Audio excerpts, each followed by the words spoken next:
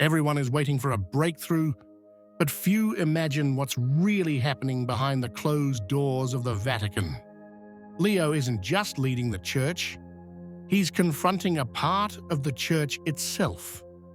A powerful, entrenched part that silently challenges him and often even acts in his stead. His moves, which to many seem confusing or contradictory, could instead be signs of a reality much deeper than it appears. Watch this video to the end, because only then will you understand what's really happening and how difficult it is to restore the Church to its truest mission. Leo is in his second month of pontificate, and the complex nature of the terrain he's navigating is already apparent. Some observers interpret his caution as indecision. Others speculate that this apparent ambiguity hides a calculated agenda. On the one hand, in fact, we see signs of openness to tradition. On the other, choices that seem to follow the lead of his predecessor. But perhaps the most interesting question for anyone observing the scene is not what is Leo doing, but why is he doing it this way? Perhaps Leo understood from the beginning that the Church cannot be changed by decrees. The Pope's power is real, but it is also tied to a deeply rooted structure shaped by decades of progressivism that occupies key positions, dictating rhythms and languages. Anyone who looks carefully can notice that every word, every silence, and every gesture seems measured, as if the Pope wanted to avoid exposing his intentions too soon or provoking too strong a reaction. Perhaps it's worth considering a hypothesis. What if this slowness wasn't weakness, but the only possible strategy for those who find themselves surrounded by a hostile ecclesiastical machine? What if this ambiguity was actually the price to pay to restore order without further dividing an already fragile Church? We can't say for sure, but it's worth keeping in mind when judging his first steps. So these 2 months don't yet say much about the conclusions Leo will reach, but they do suggest a lesson. Perhaps patience is already a form of resistance. And perhaps only a pontiff who knows the limits of his own authority can hope to truly change the direction of the Church. Among the most sensitive issues that Leon inherited is undoubtedly Fiducia Supplicans, the December 2023 declaration that opened the possibility of blessing same-sex couples. The issue, already controversial under Francis, immediately became a testing ground for the new pontiff. And it is significant to note that Leo, up to now, has not spoken directly on the topic, while Cardinal Fernandez, prefect of the dicastery for the doctrine of the faith, has spoken out.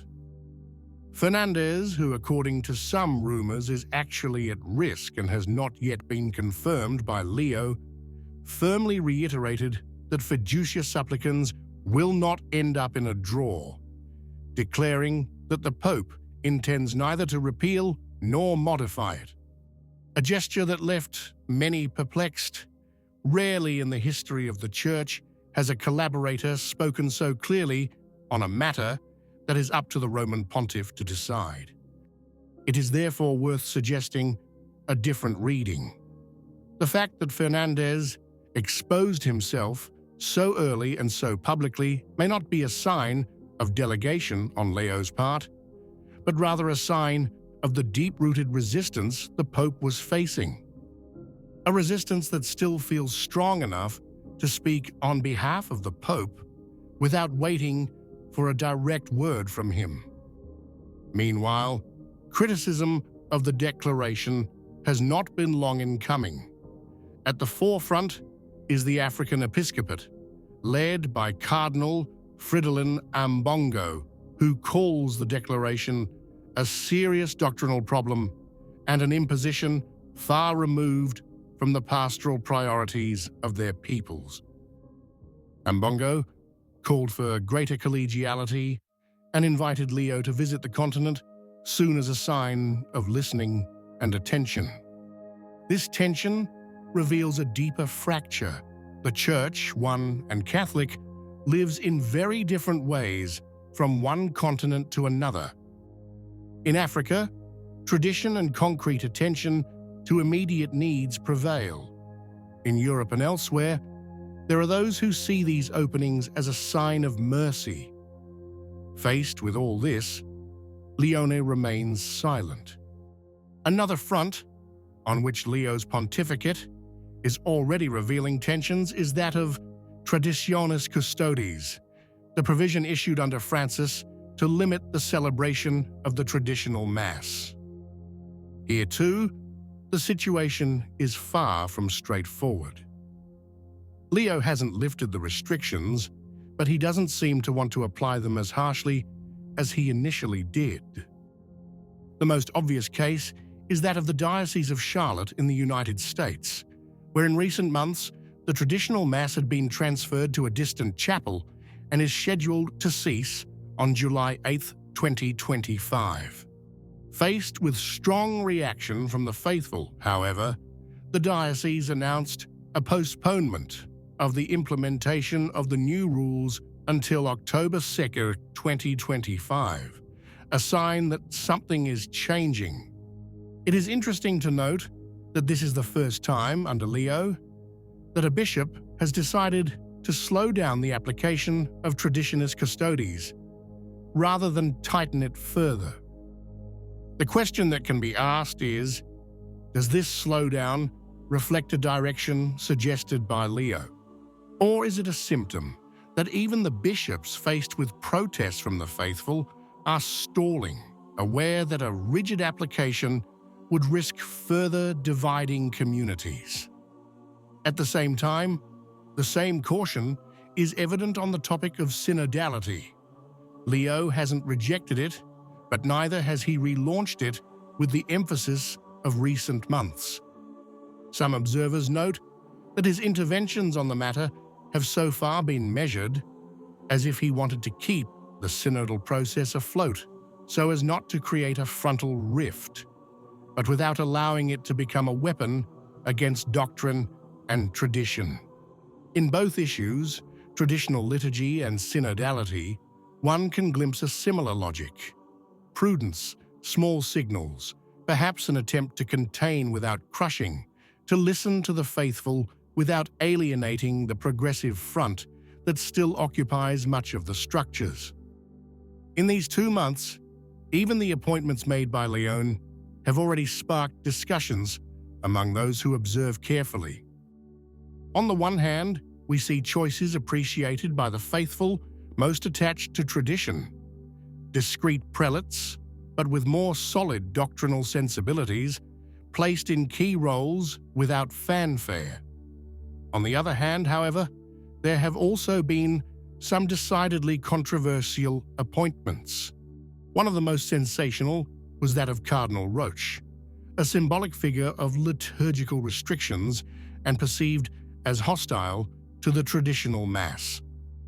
And no less questionable in the eyes of conservatives is the appointment of the Bishop of St. Gallen, who comes from a strongly progressive ecclesiastical environment and is already at the center of controversy. For many, especially among the most doctrinally attentive faithful, these choices are incomprehensible. Why retain or even promote men so deeply tied to the era of doctrinal drift? Is this a sign of indecision, of compromise, or is it confirmation that the Church's internal structure is still so entrenched and diseased in some areas that it doesn't allow for true, immediate renewal?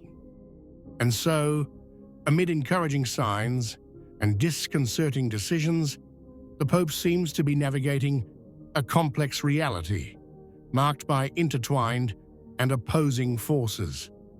It's increasingly clear that the Church today appears almost like a political institution, with logics of power and resistance that are difficult to overcome. For this reason, too, Leo must be read with discernment, not as an absolute ruler, but as a man who, within these plots, seems to want to bring the Church back to its true mission, which is to lead souls to Christ. Let us hope this is truly his intention. And the lesson, for those who observe, remains the same. It will take time, patience, and courage to put truth back at the center, and to remember that the Church does not exist for itself, but for salvation. What do you think? If you liked the video, comment Amen. God bless you.